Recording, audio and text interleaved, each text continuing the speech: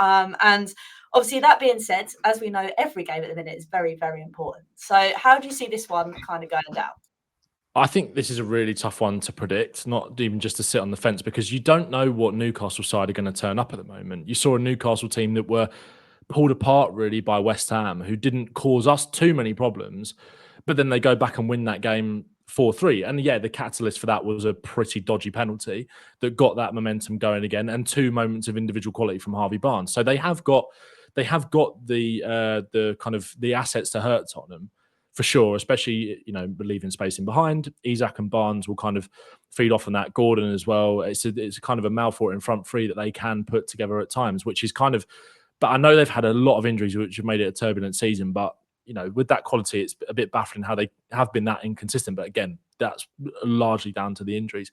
But again, it makes it a harder game to kind of predict. I do worry about the threat of Isak as well. Obviously, we're going with kind of battle scars there from last season. And although Spurs are in a completely different place, you still think Newcastle on their day can hurt Tottenham. A lot of their game is kind of on the transition, clever balls in behind to those wingers running in behind. It's not going to be an easy one for Tottenham. But then again, I think Newcastle again showed in that home game against West Ham, they do leave themselves incredibly vulnerable. They just haven't got, when they've got their full team out on the pitch, they have got the quality to go toe-to-toe with a lot of teams, as shown by the fact they got into the Champions League last year. The Champions League has kind of derailed their season this year. And I love the fact that Ange used that example of Newcastle when he was consistently getting questioned about the Champions League. And it shows that no matter how much money you've got, it's not always going to equate to success. And look at Newcastle, for example. And, they have had a turbulent season, but that doesn't make it any easier. We've kind of struggled there of late recently, last season being the peak of those struggles, which was, I think, a game where we all probably turned off after the first 20 minutes. But even before that, it's never been that easy place to go. Even if we've won, we've always kind of made it a little bit difficult. So yeah, it's an incredibly interesting one. I have confidence that we can come away with a win. I think, again, I wouldn't go with too many changes. I think if you're going to change an area on that pitch, I think you're looking at that midfield. Because they have got that dominant aggressor in Guimaraes. And I think that maybe Basuma, again, kind of coming back to full circle what we were saying earlier about stepping up in these big moments that really matter. And on the surface, on very basic level, Newcastle against Tottenham is a big game, even though every single game, whether it's Burnley, Sheffield United or Arsenal in this run-in, is of kind of equal importance.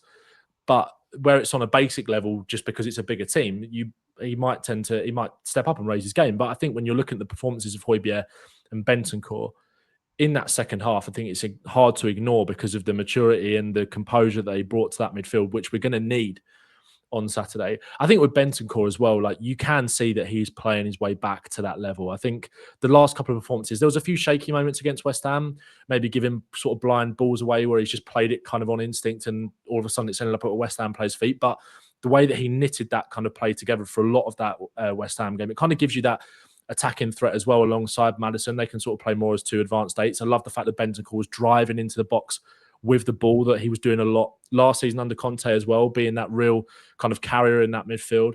And yeah, it'll be a really interesting game. I'm confident that we can come away with a win, but it's one of the, in this run-in, like, there are a few games that are kind of like black and white. In the Chelsea game, we always tend to struggle. Liverpool, we always tend to struggle. Arsenal, we know will be tough because at this moment, sadly, they are the best team in the league. And Man City, slightly, again, we've got the one over them a little bit, but again, you have to, how good a side they are. Whereas Newcastle, I just think, is, out of all of these games, I think actually the hardest to predict, I think. So, yeah, I'm going up to the game on Saturday, so hopefully it's a worthy trip. leaving in the early hours of the morning. But yeah, I'm confident. You have to. We know what we can. We know what we are. We know what we can be. So you got to be confident going into these games, I think. And that's the thing, Patrick. Obviously, I think that midfield is probably going to be the big game changer. What are you kind of saying? Are you saying kind of like Ben? Maybe you start Højbjerg and Bentancur, or do you start with the same squad that started against the previous game? I don't know. It's such a hard call, isn't it? Because, like, on their day, all of them are brilliant. But push comes to shove, going off what I saw, I'd probably start Højbjerg and Bentancur. And then if it doesn't work, you can still change it up. There's no, and I think even at halftime, Andrew would have said to them, listen, guys, nothing against you. We've got a lot of tough games coming up. Just chill out and be ready for the next one. So whoever starts, it's not like you're getting dropped. You're literally getting rotated. But it's a tough one because I've seen Højbjerg look brilliant and he pretty much got everything right, apart from at the end where he got pressed and he kind of just ran out of ideas and gave the ball up. But other than that, he was excellent. But Newcastle away is a different kettle of fish. And like Ben said, they have got pace and physicality and power in that middle three. So you may, but then if Bentancur's on the ball, he's silky and smooth enough to break presses and break lines with his dribbling and passing ability. And so is Kuti Romero when he pushes up. And they alluded to, Kuti can break lines with his passing as well. So it's a tough one. I think whoever starts, hopefully, you know, is up for it. As long as they're up for it. And Newcastle away is a tricky one. You know, if push comes to shove, I will back us for the win. But I think as long as we don't lose that game, I think we'll be all right. You know, some games, some grounds you go to, like when we drew with West Ham away, I was like, you know what, I'm frustrated we didn't win it, especially Udogie literally last shot of the game could have won it. But I saw what it was. West Ham are a tough team to break down and beat. You take a draw. I'll take a draw at Newcastle, but obviously, you know, we want to push and get all 3 points. But as long as we don't lose that game, I'll be happy with the result. And we've got more than enough. We just need to be careful because, unfortunately, we do concede chances and we do concede sloppy goals. Newcastle obviously are much better than Forest, so we just don't need to allow them back into the game. But they'll know that we've got more than enough going the other way to hurt them as well. So it's a really tough one to call. I can't call it, but I don't think we lose. That's all I'll say. Fingers crossed. So like you said, to take a point when we're away from home, I think it's a 12:30 kickoff as well, and Joe, we bloody love them, don't we? So how do you kind of see this one going down? So Newcastle, one of these, it's like because I basically had a nice back and forth with Newcastle fans in the summer because I had this. I was on a show and I was talking to a Newcastle fan and basically they were quite confident. And this, I think we basically just signed Maddison and Vicario at the time. And I basically told the Newcastle, I said, there's no way you're finishing above us next season. No, 0. Yeah, like record. And they clipped it and they put, I remember people at the time were laughing at me. They said, oh, look at this guy. What makes Tottenham fan? And so this is the thing with Newcastle. They are a good side. They've had, I mean, aside from the fact, you know, they signed a gambling addict and you know, they've had a lot of injuries and stuff like this. You know, I mean, that's the one where it's like, I blame Tonali. People are like, worst signings of the season. Tonali captain. Do you know what I mean? Like, as if everyone else has had like other factors, but Tonali, that's all you. Like, you know, that's just this guy just like liking Paddy Power too much. Like, it is what it is. And Newcastle is a game and a team that it falls into the, you know, when we played United, didn't really know what we were going to get. I didn't really know if we were going to win or lose. When we went away to Villa, didn't really know if we were going to win or lose. When we went to Arsenal, didn't really know if we were going to win or lose. Do you know what I mean? Like, all of these games, basically, bring me a top 10 side away. I know we're probably going to turn up, but I can't tell you what the result's going to be. But if we play to our capacity, we'll win. And we have to start looking at this in the context of the team that we're playing. You know, I saw them. Who's it that they beat 4-3 the other day? West Ham. So West Ham went there and scored 3 goals. Do you know what I mean? So we should be looking and saying, okay, we're going there to score 2 goals. Like, at least. Like, make sure we score at least 2 goals. And then you say to yourself, if you go to Newcastle and score 2 goals, that should be enough to win the game.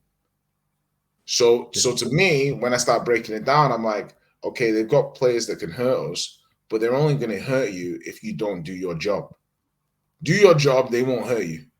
Yeah? Play the game in Newcastle's half. Yeah? Okay, it's scary on the counter, but it's scary on the counter if you give the ball away in the middle of the pitch and they start attacking you. That you know, that's why it's scary. I watched City. I was watching City the other day, and I would see City, and then all their players would be in the opposition half, and they'd be rotating the ball. And I'd be like, these guys play just like us. They literally do everything that we do. The only difference is they don't have incompetent brain farts at random moments, yeah, which cause them to look at City when they played us and Rodri had a brain fart on the edge of the box and Højbjerg won the ball. Did we not score? Straight away we scored. The problem is we have too many brain farts for the system we play. That's all it is. It's as simple as that. It's just reduce that when we played West Ham, very low mistake threshold. Big mistake was, you can argue, the break that Antonio had and the set piece that we conceded from. That's it. In the whole 90 minutes. That's it. Yeah. I was like, oh, Bowen, Paqueta, Kudus, Antonio. Nothing. They did nothing. We controlled them. Yeah. So the idea for me here is that we can obviously be got at, but mitigate the opportunity for the opposition to get at you by making intelligent decisions. Be brave. Don't be scared, but don't be stupid. Being brave and being stupid, do you know what I mean? They're two cheeks of the same ass. Do you know what I mean? Like, it's just like, I want you to make it clap, but in the right way. Jay, honestly, the one-liners you've come out with tonight, Jesus Christ, I can make like a whole show just of them. But like you say, hopefully we don't have too many brain farts, and we do and go and do them at Newcastle, because again, it put us in great stead going forward into the next lot of fixtures.